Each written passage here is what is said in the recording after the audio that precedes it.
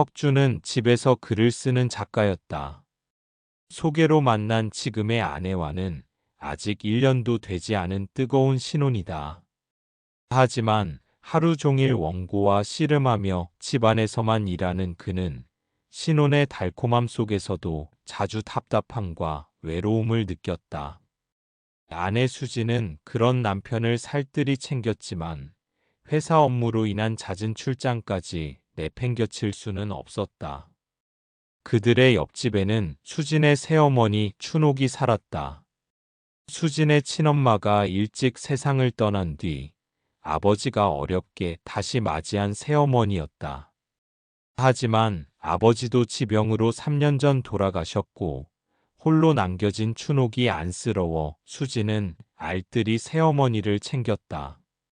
춘옥은 남편이 세상을 떠난 뒤 옆집에서 혼자 살았다. 그래서 신혼집을 새어머니의 옆집으로 얻은 것도 수진의 배려였다. 어머니, 외롭지 않으시게 자주 놀러 오세요? 반찬도 서로 주고받고 하면 좋잖아요?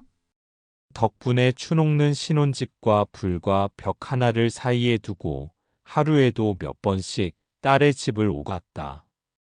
반찬을 해다 준다며 부엌을 드나들고 청소를 해주겠다며 들어오는 것도 일상이었다. 그날도 춘옥은 가벼운 슬립 한 장을 걸친 채 반찬 몇 개를 들고 옆집을 나섰다. 반찬통을 들고 문을 열면 늘 맞아주는 건 수진이 아닌 사위 석준이었다. 방 안 책상 위엔 원고지와 노트북, 흩어진 책들이 늘 쌓여 있었고 언제나 커피 향이 가득했다. 어머니 오셨어요? 수진이는 출근했는데요. 알아, 그냥 반찬 좀 가져왔어. 혼자 있으면 밥도 잘 안 챙겨 먹을 테니까. 석주는 미소를 지으며 반찬통을 받아드는 척하며 빠르게 장모의 모습을 눈에 담았다. 진한 향수 냄새가 석준을 자극했다. 처음엔 별다른 감정을 느끼지 않았다. 그러나 어느 날부턴가 춘옥의 눈빛에서 묘한 기운을 읽었다.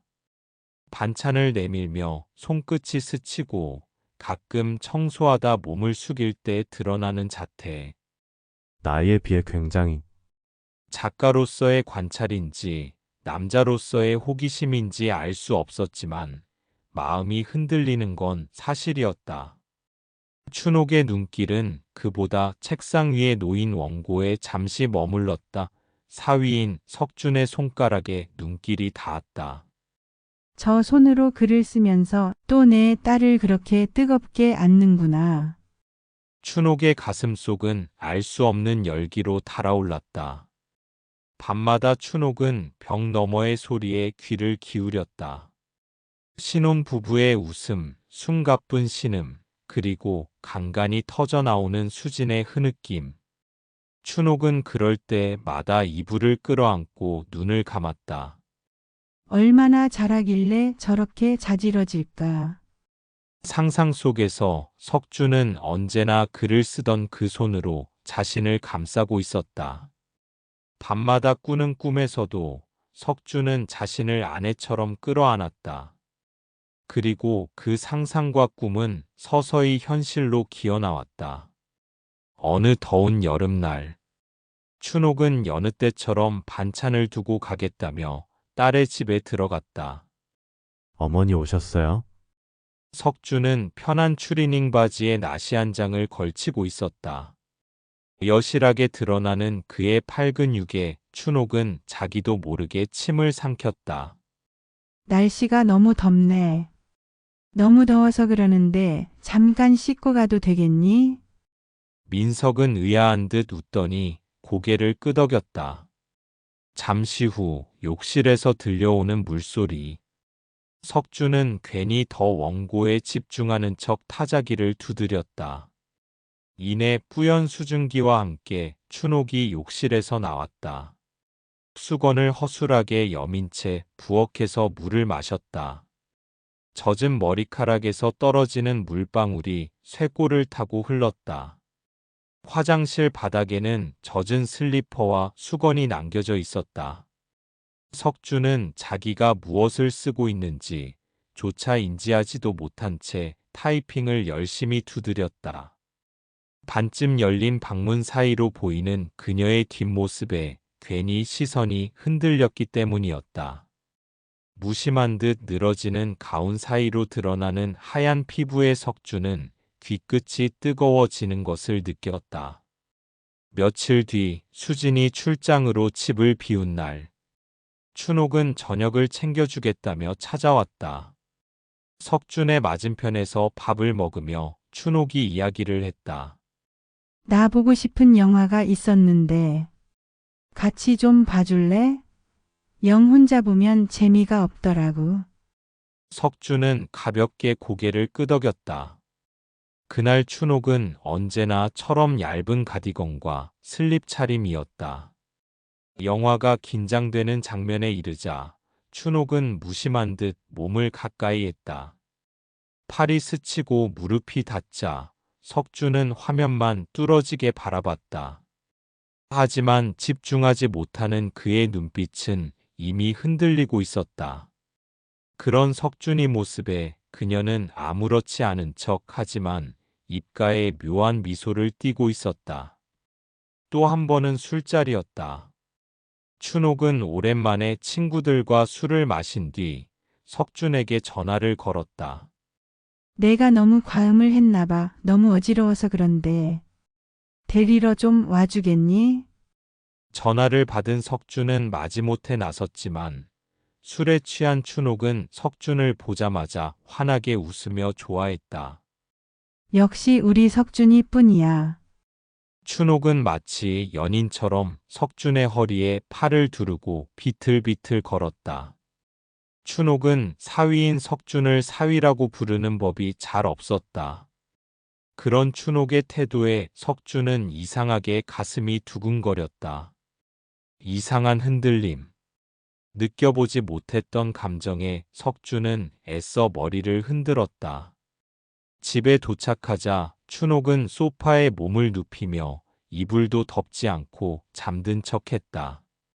뒤척이는 춘옥의 쉬폰 원피스가 살짝 말려 올라갔다.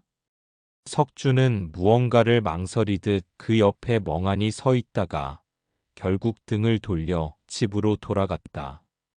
석준은 다시 글을 쓰려 했지만 손끝이 자꾸만 멈췄다.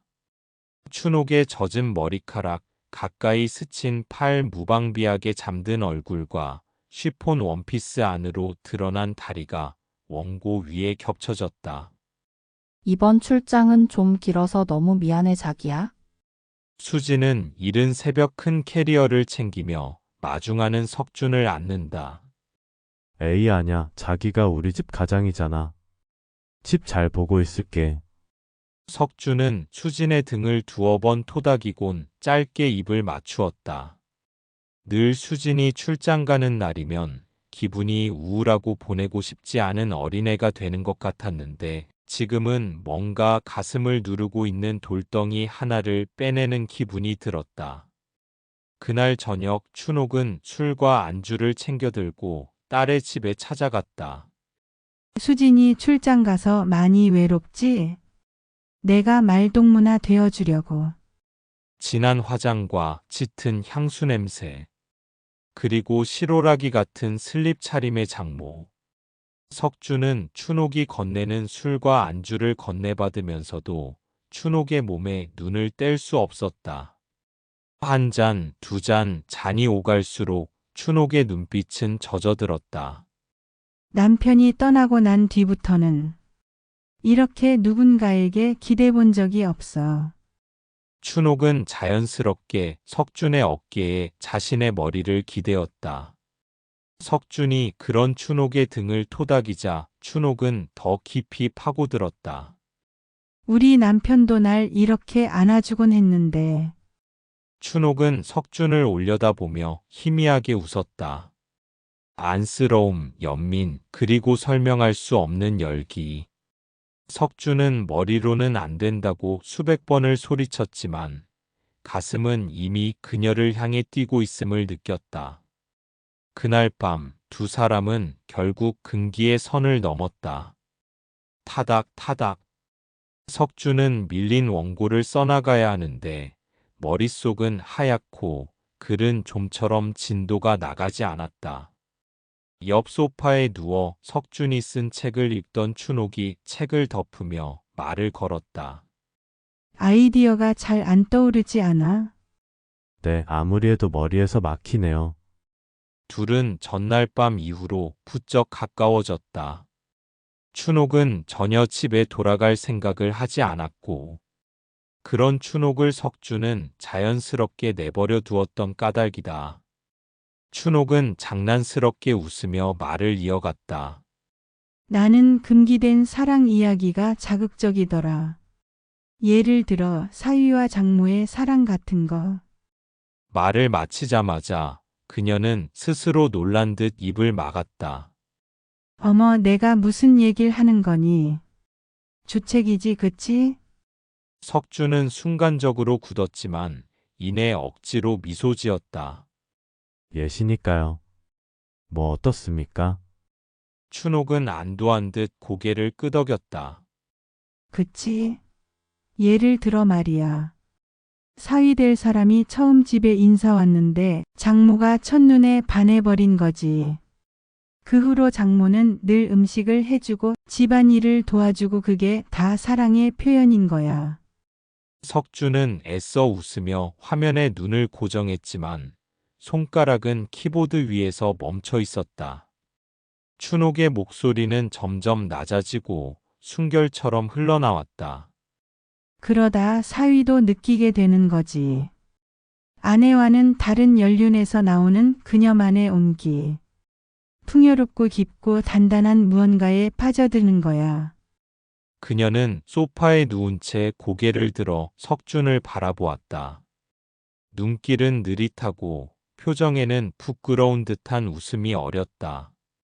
석준아, 혹시 관능적인 장모의 모습을 글에 담고 싶으면 내가 도와줄 수도 있어. 말을 마치며 그녀는 어깨에 걸친 가디건을 천천히 흘려내렸다. 얇은 끈이 미끄러져 내려가며 쇄골 위로 하얀 피부가 드러났다. 춘옥은 천천히 한쪽 입꼬리를 올리며 낮게 속삭였다. 우리 석준이는 어디까지 궁금한 걸까?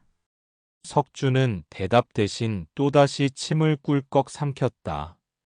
노트북 화면 속 커서가 깜빡였고 그의 손가락은 멈춘 채였다. 춘옥은 그 반응만으로도 충분히 답을 들은 듯 미묘한 미소를 지었다. 슬며시 자신의 앞 키보드를 치우고 그 자리에 자신의 엉덩이를 들이미는 춘옥을 석준은 피할 수 없었다. 꿀꺽. 책상 위에 얹힌 두 사람의 눈빛이 서로를 사로잡았다. 석준은 천천히 춘옥에게 손을 내밀었다. 석준에게 처음은 어려웠으나 두 번째, 세 번째는 너무나도 쉽게 다가왔다. 둘이서만 보낼 수 있는 남은 시간들을 그들은 서로를 위해 아끼지 않고 썼다. 낮에는 원고 대신 함께 식탁에 앉았고 밤이면 불이 꺼진 방 안에서 서로의 숨결이 겹쳐졌다. 석준이 문득 중얼거렸다. 수진에게 너무 미안하네요. 춘옥은 부드럽게 웃으며 그의 손을 감쌌다.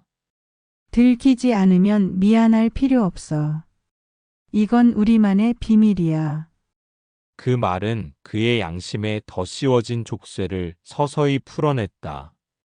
죄책감을 느끼기엔 너무나 많이 왔다고 생각했다. 이렇게 좋은 걸 왜 수진이만 누려야 해? 석준을 마음껏 안으면서도 춘옥의 마음 한편에는 딸을 향한 질투가 은밀히 자라났다. 출장을 마치고 돌아온 수지는 그들 사이에서의 위화감을 너무나도 쉽게 알아차릴 수 있었다. 오랜만에 셋이 모여 저녁을 먹을 때였다. 석준아, 이것 좀 먹어봐라. 석준아, 당근을 싫어해서 빼고 만들었어. 석준아. 석준아. 처음엔 수진이 없는 사이에 석준이 어머니의 아들이라도 된 줄 알았다. 그러다 석준이 설거지를 하고 어머니 춘옥은 한시도 그의 곁에서 떨어지려고 하지 않았다. 그뿐만이 아니었다. 출장을 다녀오고 나면 참았단 욕정을 몇 날 며칠을 수진에게 쏟아내던 석준이었다. 그러나 석준은 수진이 출장에서 다녀온 당일날 밤에도 피곤하다며 등을 돌리고 잠을 청했다. 내가 너무 예민한 거겠지? 수진은 생각했다. 말도 안 되는 생각이 머리를 스쳤지만 그건 정말 말도 안 되는 일이기 때문에. 그러나 너무나도 가까워진 둘의 사이. 자신에 대한 어머니의 알 수 없는 적대감에 수진은 석준에게 물어볼 수밖에 없었다. 석준 씨 나 없는 사이에? 우리 어머니랑 많이 가까워졌나 봐? 수진의 물음에 석준은 심장이 쿵 내려앉는 것 같았다. 아, 무슨 소리야? 그냥 반찬 해주셔서 얻어먹고 그러다 보니 감사해서. 아, 어색하게 웃을 때마다 올라가는 오른쪽 입꼬리. 석준이 거짓말할 때마다 나오는 표정이었다. 수진의 눈에 불안감에 대한 확신이 일렁이기 시작했다. 수진에게 대충 변명을 늘어놓고 서둘러 방을 나온 석준은 두 손이 떨렸다. 이제 끝내야 해. 들키면 가정도 내 이름도 작가로서의 길도 모든 게 다 끝장이야. 그날 이후 석준은 의도적으로 춘옥을 피했다. 그러나 춘옥은 물러서지 않았다. 아니 오히려 더 집요해지고 대담해졌다. 식탁 밑으로 발을 뻗어 석준의 다리를 건드렸고 딸이 화장실에 간 틈에는 나지막이 속삭였다. 우리 좋았잖아, 응? 피하지 마. 난 아직도 널 원해. 그만하세요, 장모님 제발요. 석준은 그런 춘옥에 잠시나마 흔들렸지만 이내 자리를 피했다. 그 흔들림을 놓치지 않은 춘옥의 눈빛은 집착으로 번졌다. 석준이 옆에 수진이는 어울리지 않아. 원래 내 자린이었어야 해. 그녀는 점차 수진을 자신의 사랑을 훔친 도둑처럼 느끼기 시작했다. 자기야 너무 미안. 저번에 다녀왔던 출장지에서 문제가 생겨서 다시 다녀와 봐야 할 것 같아. 맛있는 거 사올게 사랑해. 석준이 아침에 눈을 떴을 땐 이미 옆자리는 차갑게 식어 있었고 식탁에 아침상과 쪽지만이 남겨져 있을 뿐이었다. 또 다시 출장길에 올랐다는 아내의 쪽지에 석준의 머릿속엔 다시금 춘옥의 모습이 떠오를 뿐이었다. 수진이 자신의 어머니에게도 출장을 간다는 이야기를 전달을 했는지. 점심이 되자마자 춘옥은 석준을 찾아왔다. 석준아, 너도 날 원하잖아. 계속 피할 거야. 우리 좋았잖아. 석준은 자신을 들이밀며 애원하는 춘옥을 바라보며 생각했다. 그래 한 번만. 마지막으로 한 번만 맛을. 석준은 춘옥의 팔을 끌고 방으로 들어갔다. 자신과의 약속을 어기는 건 손바닥 뒤집기보다 쉬웠다. 둘은 마치 몇 년 동안 만나지 못했던 애절한 연인처럼 사랑을 나누었다.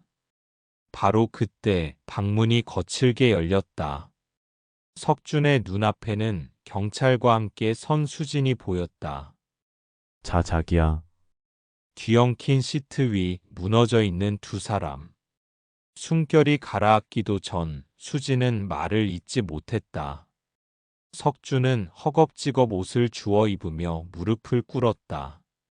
오해야, 수진아, 난 싫다고 했어. 절대 내가 원한 게 아니었어. 내 엄마가 날. 어떻게 당신이? 수진은 몸이 굳어지는 것을 느꼈다. 아무 말도 할 수 없었다. 그러나 춘옥은 오히려 석준에게 달라붙었다. 아니야, 넌 날 사랑해. 내가 모르는 거야. 수진이가 널 나에게서 빼앗아 간 거라고. 딸과 경찰의 존재조차 보이지 않는 듯 그녀는 나체로 그에게 매달렸다. 그 기괴한 광경에 경찰은 얼굴을 찌푸릴 수밖에 없었다. 결국 춘옥은 정신병원에 수용되었다. 흰 벽에 바짝 기대어 매일 같은 말을 중얼거렸다. 석준이는 내 거야. 원래는 내 옆에 있어야 했어. 석준은 모든 걸 잃었다. 가정도 작가로서의 이름도. 그는 도시 외곽 낡은 고시원에서 술에 의지하며 하루하루를 버텼다. 창문 없는 방, 바닥에 나뒹구는 값싼 소주병. 희망 대신 공허가, 사랑 대신 후회만이 남아 있었다. 사랑이라 믿었던 것은 결국 탐욕이었고, 금기를 넘은 욕망은 모두를 집어삼키는 독이 되어 세 사람을 파멸로 몰아넣고 말았다.